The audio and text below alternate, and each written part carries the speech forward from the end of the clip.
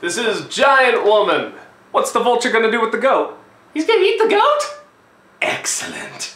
Smart kid, you don't like lamb chops? I happen to be a bacon-tarian. Okay, so this is an episode called Giant Woman, and pretty much Pearl and Amethyst tell Steven about this power they can do where they can fuse into one giant person, and wouldn't you know it, a mission comes along where they can fuse into one giant person, but they need to get along, because they need to be one in harmony and stuff, and they call it Opal. I don't know if the act is called Opal, or if like the person they create is Opal. I think it's both. Okay. Opal is like, I think, an amalgamation of like different minerals or something. If you ever, they're different colors, so I guess it's what, I don't know if you could do it with a pearl and an amethyst though.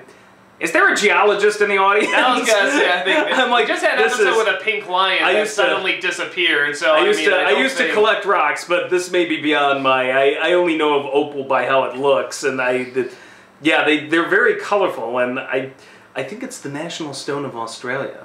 Interesting tidbit, but I don't know. Now watch, like a million people are gonna like correct you in the comments if there's like anything wrong. It's New Zealand, you asshole! I don't know.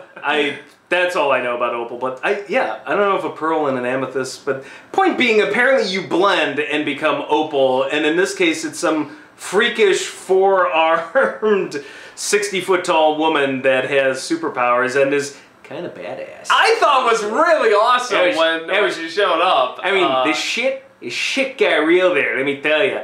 I love whipping out whatever, like sort of the bow, the whip, and then turning into this bow and arrow thing that had like this super quadruper arrow that like went in the middle and exploded. These motherfucking vultures eating my motherfucking Stevens. It was really badass. And actually, we need that. Cool. Even Stevens universe. There you go. Oh, I smell a hit. The ultimate crossover. Perfect. The ultimate fusion. He sounds like Shia LaBeouf, so. Just do it! So, yeah, it pretty much does the same thing too. It just yells at the real people doing the work to just yells their names. That's it. I loved the background art with it had like a Chinese scroll thing going up into the mountains. Temple was really cool. The poor goat. My son! Leave Steven Jr. alone! I mean, that was a good joke, with eating the goat and then Steven getting eaten. Even the insides of that thing are kind of cool with the little diamonds on the organs and stuff like that. I like the way... I like that Amethyst style is all like some sort of weird hip-hop breakdancing thing, and Pearl is like ballet. Dancer, and I love when Amethyst just grabs him and is like this loud smack, like, like it's so clumsy. I'm trying to think if there was anything else. So what's in it for the beetle? The beetle's in a bubble now, and I'm like it. And the lava beetle, I guess. Yeah, I kind of missed what the purpose of the mission was. It's like, just find the beetle. But I guess that's like half the missions. It's like, do this, but we don't really know why yet. We just know it's going to end up being disappeared into something or destroyed. We don't know. I mean, the fact that they don't like step on it or kill it or something, they make it disappear, sounds like they're sending them somewhere. But I don't know where. But yeah, the idea, I think, of the fusion, and then I want to see all three of them fuse. No, I mean, I think this is actually and at the very end, Garnet's like, "Hey, you can do it too," and like Steve's like, "Whoa!"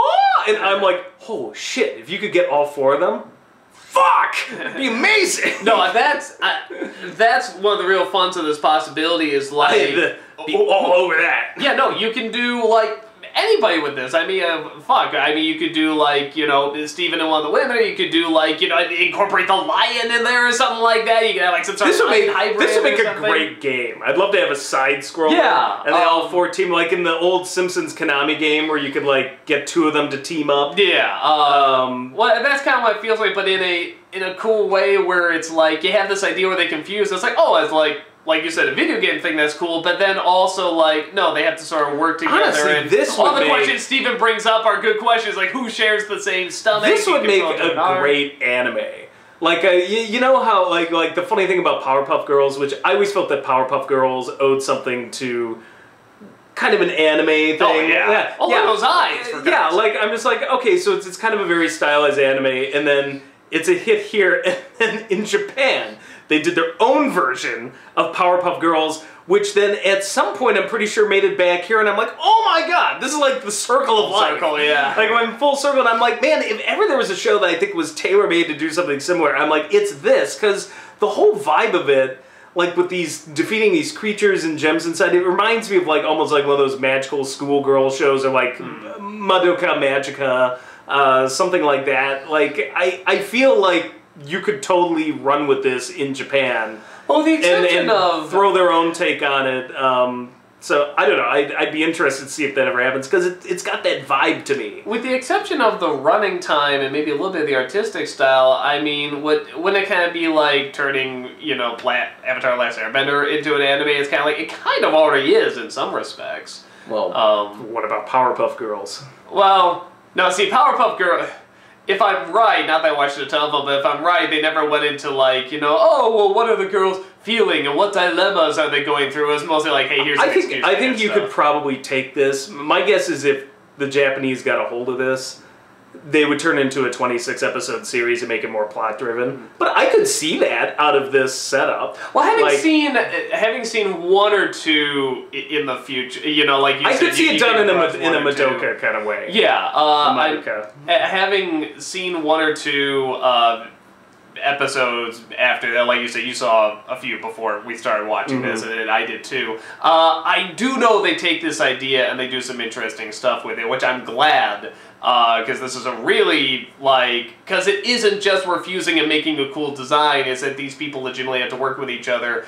And from what I saw, they did some interesting stuff with it. We get these plot points. Like, and the big one here is that not only can you fuse, which they do, but that Steven will be able to do it as well. Steven will be able to do it, and like I said, it isn't just... That's our tip for the day. It isn't just we can fuse, it's that...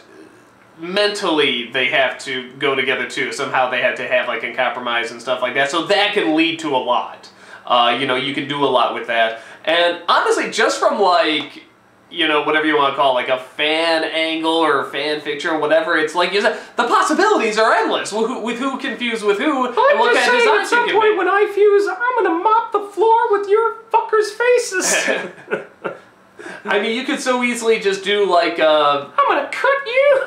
You so easily do like just like a half and half of like, you know, like one half is Pearl, one half is Amethyst, and they're just this big thing or something. But no, they do like, they sort of have like 4 arms, and it sort of has like Pearl's nose, but like Amethyst lips and considering how badass Garnet is, can you imagine her opaling up with, you know, any of the, not only just one, but the other two, or the other two plus Steven? Yeah, I mean with his powers the way they are now, do you think he would just drag the opal down?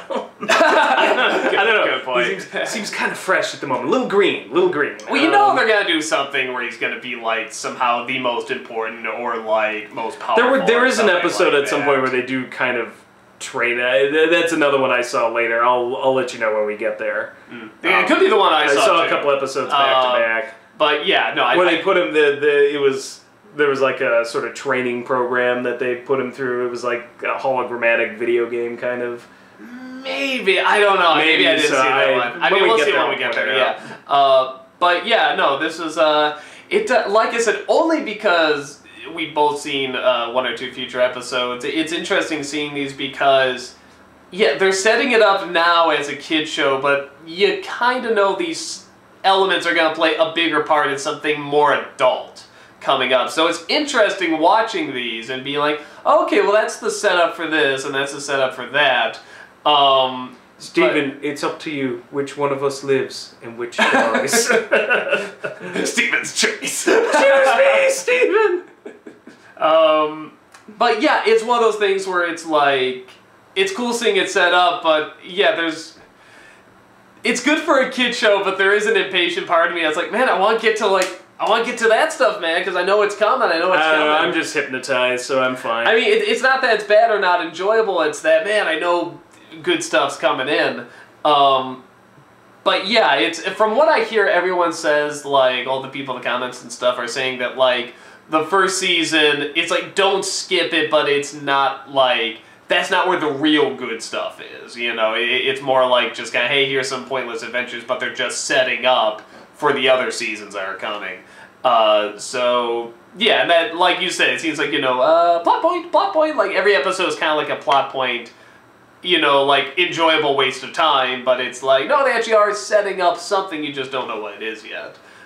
So, and that's the vibe I'm getting, so I guess there's not a ton we can necessarily talk about, but at the same time, it's like, they're good setups. I mean, they're good setups to see what they're going to do with this, especially in such a short time span that they have. So, yeah, good episode, good backgrounds, interesting idea. The fusion of the two of them was really cool, and I'm looking forward to more that they can do and have fun with this idea. So yeah, I'm just excited to see both from a psychological point of view and a visual point of view what they can do with it. So yeah, hopefully there's more in the future. And where did that lion go? You think, new character, here we go, and he's gone. It's like, I'm sure he's got to come back, but it's like, where is he? Does he sleep somewhere? Is he in that place where they just make him disappear or whatever? Where do you keep a lion, a big pink lion? My son! How come he called the goat Stephen Jr. before the lion? You'd think they'd have more of a connection, but no, just this goat. So you're my You don't call a lion Junior. Mm. They don't like that. I guess the goat is a kid. Oh my god. Oh, that was Bob's Burgers worthy.